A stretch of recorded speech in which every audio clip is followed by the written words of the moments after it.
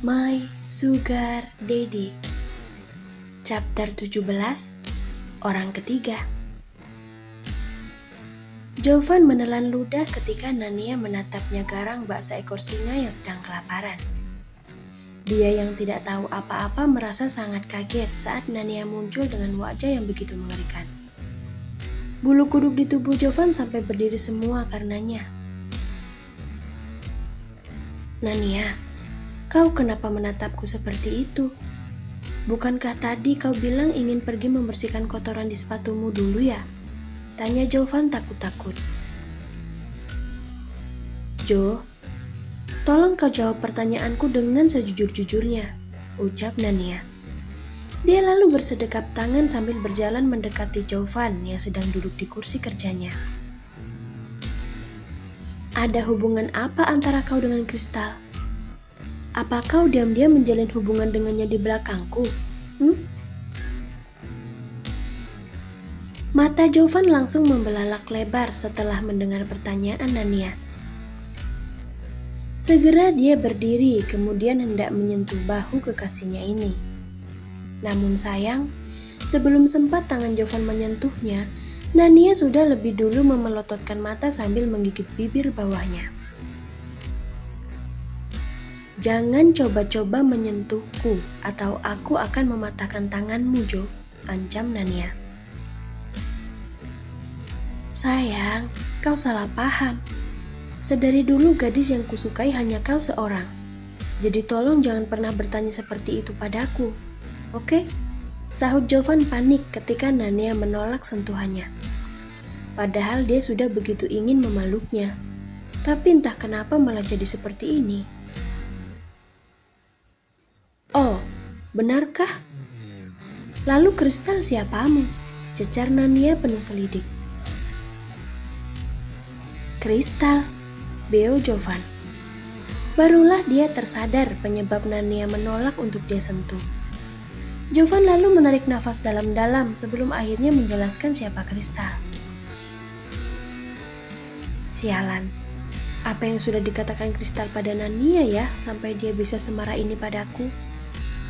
Awas saja kalau dia sampai berkata macam-macam. Habis kau di tanganku, Kristal, geram Jovan dalam hati. Sayang, di mana kau bertemu dengan Kristal? Dan kebohongan apa yang sudah dia katakan padamu? Tanya Jovan hati-hati. Sebisa mungkin dia menata bahasanya agar tidak menyinggung gadis yang saat ini masih menatapnya dengan begitu galak. Tepat di depan pintu ruangan ini, jawab Nania sambil menunjuk ke arah pintu yang sudah dia kunci. Dia ada di sana, bersama dengan ayahmu juga. Jovan menoleh. Pantas saja sejak tadi dia mendengar suara gaduh seperti orang yang sedang bertengkar. Ternyata karena pawangnya tidak sengaja bertemu dengan gadis lain yang ingin dijodohkan dengannya. Nasib. Di hari jadi pertama mereka, Jovan sudah harus menyaksikan bendera perang dikibarkan. Sepertinya perjalanan cintanya ke depan nanti akan terasa sedikit sulit. Kenapa diam? Mau ku hajar atau bagaimana kau? Kesal Nania sambil mengepalkan sebelah tangannya. Astaga Nania, kenapa kau galak sekali sih? Aku ini kekasihmu. Harusnya kau tidak barbar begini pada kekasihmu sendiri. Sahut Jovan terkejut melihat sikap Nania yang tak ragu menunjukkan kepalan tangan kepadanya. Benar-benar ratu preman. Memangnya kenapa kalau kau adalah kekasihku? Apa pemerintah pernah membuat undang-undang kalau sepasang kekasih tidak boleh baku hantam jika salah satu dari mereka ketahuan sedang berselingkuh? Ya tidak begitu juga maksudku Nania. Astaga, tolong beri aku waktu untuk menjelaskan, oke? Kau pikir sejak tadi aku sedang memberimu apa kalau bukan sedang menunggu penjelasanmu? Antri sembako. Dada Nania sampai naik turun saking kesalnya dia pada Jovan.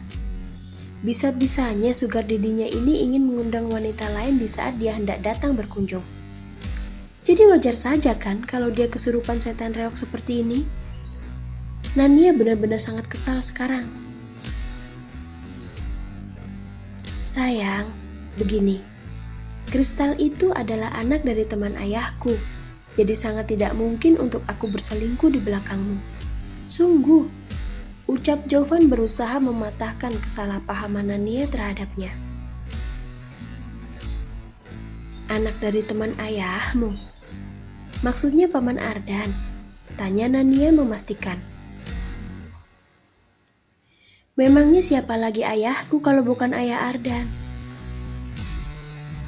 Oh, aku kira kau masih punya ayah-ayah lain yang belum ku ketahui. Sembarangan. Ayah dan ibuku hanya satu. Mereka tidak akan tergantikan. Tahu kau? Mata Nania langsung menyipit saat Jovan memarahinya. Dan setelahnya Nania kembali teringat kalau urusan tentang kristal belum selesai Jovan jelaskan. Segera Nania kembali mencecarnya dan kali ini pertanyaannya cukup sensitif. Lalu, untuk apa perawan tua itu datang kemari? Kalau hanya sebagai anak dari teman ayahmu, masa iya dia sampai seistimewa ini? Bahkan tadi di luar aku bisa melihat dengan sangat jelas kalau Paman Ardan begitu menjaga perasaan kristal. Ada apa? Apa kalian dijodohkan? Iya, jawab Jovan dengan jujur. Ayah dan ayahnya Kristal berniat menjodohkan kami berdua. Tapi kau tenang saja sayang. Aku langsung menolak dengan tegas perjodohan sialan itu. Bagus. Aku akan membutaki kepalamu kalau kau sampai menerima Kristal sebagai pesaingku, sahut Nania bangga. Ingat ya Jo, kau itu sudah menjadi milikku. Jadi kau harus menolak semua para gadis, baik yang dijodohkan ataupun yang datang dengan sendirinya. Karena apa?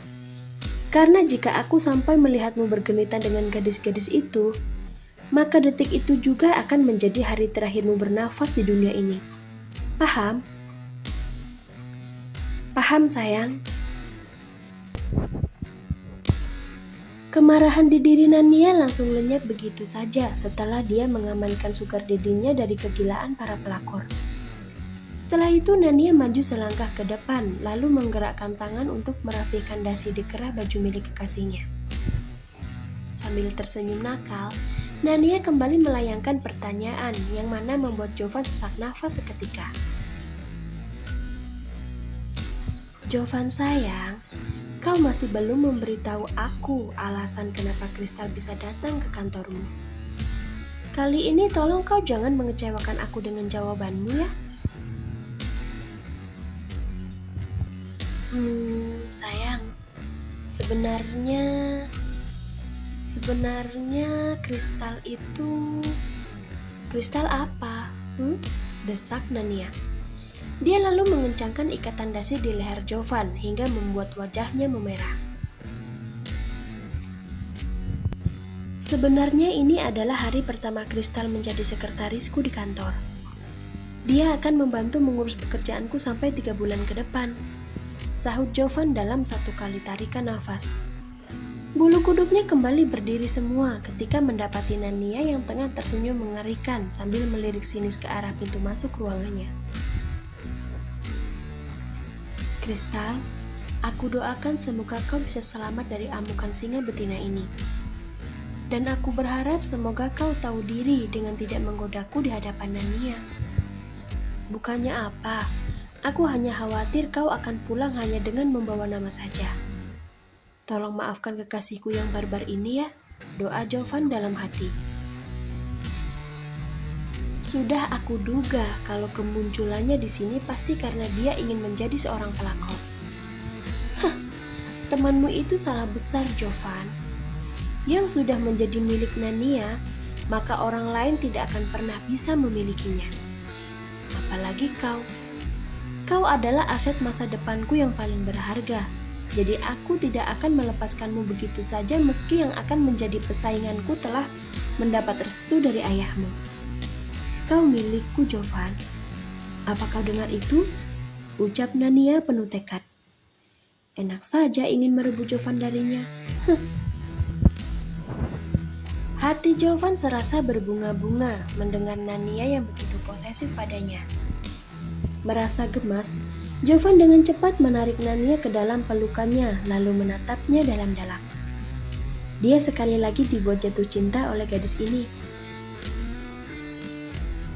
Kau tenang saja sayang. Selamanya aku hanya akan menjadi milikmu dan juga selamanya hanya akan mencintaimu seorang. Kalau hanya penghalang sekelas kristal, apa tidak sebaiknya kita kerjai saja dia selama bekerja menjadi sekretarisku? Kan lumayan untuk terapi mentalnya yang suka sekali memaksakan kehendak pada orang lain. Kau setuju tidak? Tanya Jovan. Idemu keren juga, Jo. Oke, aku setuju untuk mengerjai kristal. Sekalian aku ingin membuat kristal mati terbakar api cemburu dengan terus memamerkan kemesraan kita di hadapannya. Benar begitu kan? Jawab Nania dengan bangga. Yap, kau benar sekali. Kalau begitu mari kita sambut kedatangan sekretaris sekaligus calon pelakor dalam hubungan kita. Oke sayang?